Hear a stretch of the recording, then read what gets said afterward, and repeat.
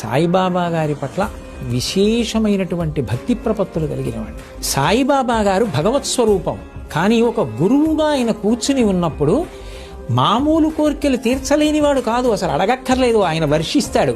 కానీ మామూలు కోరికల కన్నా ఆయన దగ్గర జ్ఞానభిక్ష అడిగితే వెంటనే అనుగ్రహిస్తారు అని నేను చాలా పవిత్రమైన హృదయంతో చెప్పిన మాట అది.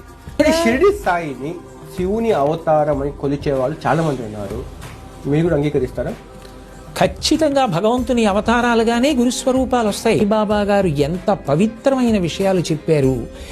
ఆయన చేసిన విషయాల వెనక, ఆయన చూపించిన సంఘటనల వెనక మనుష్య జాతికంతటికీ దేశకాలాలతో సంబంధం లేకుండా గుర్తు పెట్టుకుని అన్వయం చేసుకుని వృద్ధిలోకి రావడానికి గురుముఖత తెలుసుకోవలసిన విషయాలు ఎన్నున్నాయి.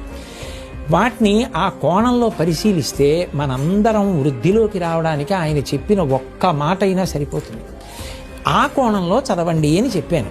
బాబా గారు చెప్పిన ఒక విషయం వెనకాతల ఆయన చూపించిన ఒక అద్భుతమైన పరమ ప్రయోజనం ఏమిటుంది జీవితం వెనకాతల? శ్రద్ధ, సబూరి ఆయన జీవితానికి సందేశాలు. పురాణాలు